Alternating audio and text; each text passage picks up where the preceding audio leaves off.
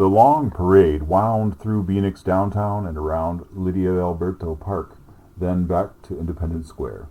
People and Fortian creatures of all shapes and sizes streamed forth from their homes. Fortius was non-discriminatory. At the park, the party started. Severa's petting zoo offered free rides on ponies. Miss Sparkle, Fierce, and Farron's fireworks display tore through the sky.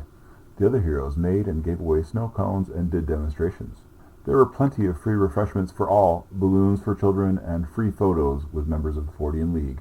As the day heated up, the heroes also provided air conditioning. The royals made Severa wear shoes. The city did not know, but the heroes had also handled security all day. Quietly keeping you safe was one of their mottos. Princess Rose took a ride on Severa's cutest pony, Spark. Rose and Severa met at Severa's family ranch before they were in school. They had always been best friends, ever since. Annery of Marquesa had discovered the giant. Such beautiful day! Who could be watching me at my time? Be so powerful, easily challenged, impressive with our strength and skill for death. Though such things go to not very long on practice. Still, I am ejected in spirit through my victory. Giant did die, or perhaps only realistic sexual. Indeed, although he was already dead, my strong attack had little to no visible effect. She made her rounds at the same times daily, so she would be back to check again in 2.5 ures, hours in the future. 3 times per day. This is sensical to her. Back at the mansion, Flea was running back and forth, checking every item in the king's menagerie. The place was amazingly clean before Flea tramped mud all over. Plants started growing in cracks of the room. She watched an inning of Ant All-Stars. It was its own self-contained world, which had a tiny video feed being sent out all over the world. Flea moved on, grabbing things and dropping them haphazardly. She wondered what all these things did, so she tried them out. Unfortunately, she could not read the plaques with names and descriptions, as Fortian proper is essentially a different language than the current Fortian dialect. There was a large case from the 21st century full of prizes that no one in this era understood at all. She scoffed at that case and turned to the gun rack. She touched every single gun, and then realized she could be pinned for a murder. So she destroyed evidence by destroying the guns entirely. Flea created a plant to devour the guns one by one. It made babies that started eating everything. The electricity was shorted out by some plants, so the alarms did not go off. She wandered the gallery with wonder. There were so many bizarre things to see and play with. She giggled with joy, handling every item, hitting buttons.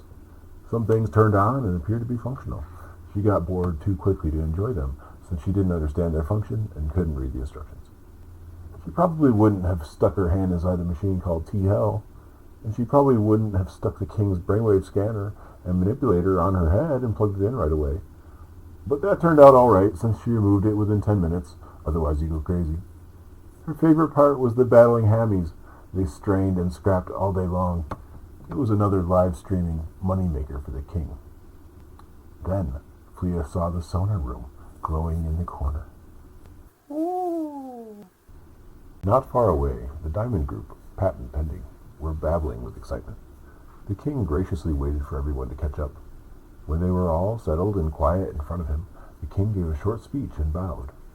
Then, with a glint in his eye, he turned the bell.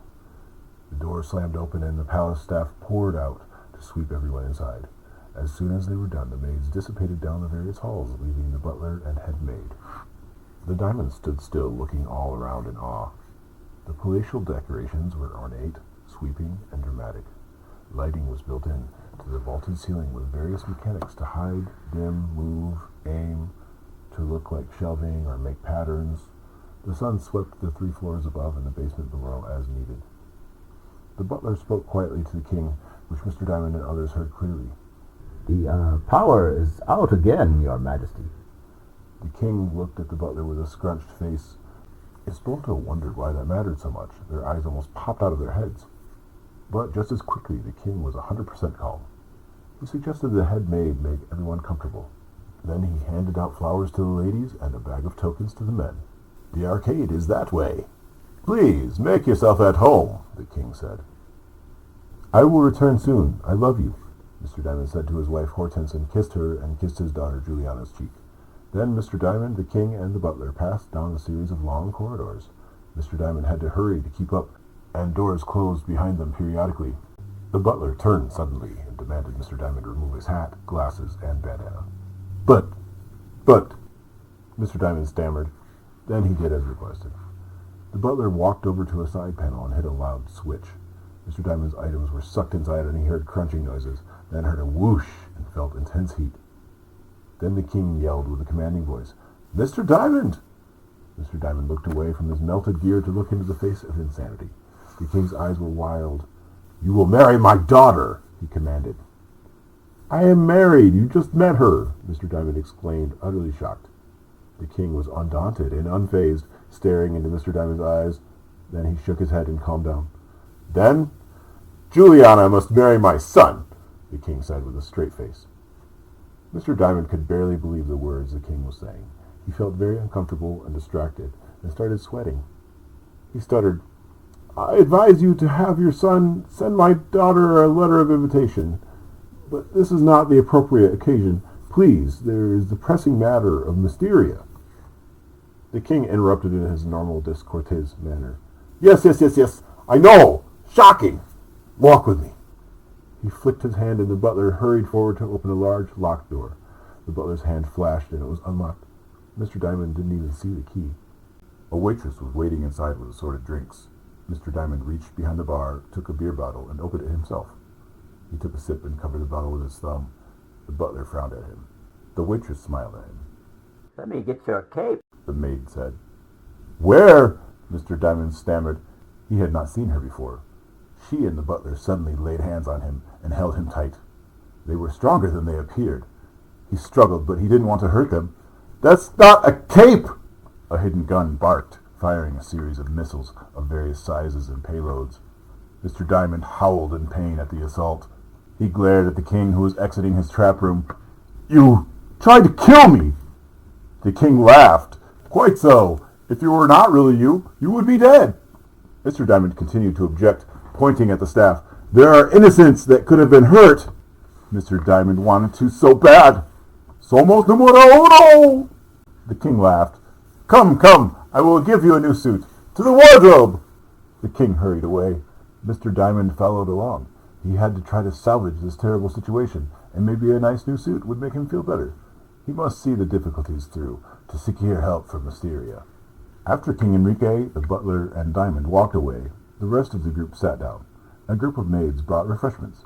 The headmistress spoke fast. She gave Hortense and Juliana a few pointers about the house and how to call a maid. Please make yourselves comfortable and enjoy the house, though we apologize there are some electrical issues in the East Wing. It was a pleasure to meet you. She curtsied and vanished. Escalante was yelling very loudly from the arcade. Juliana and Hortense looked around and felt a little awkward in the sudden departure of the staff. They watched one of the weird games of Fortius on the hypovisor. Hover hoops. Like a television, but the signal and frequency are alterable to pick up anything, or melt your brain if used improperly. At the Fortius parade, there were some locals that were also enraged or scared for various reasons. Their world was full of distractions, so that learning was impeded. They loved their sports and competitions. Without the robots to do everything, they would be lost. "This should be illegal." Some griped, but they didn't want to do any work. People got subsistence payments into their accounts weekly, and they could buy whatever they wanted, and no one told anyone what to do anymore. The robots took care of security, too, though the elites had superheroes.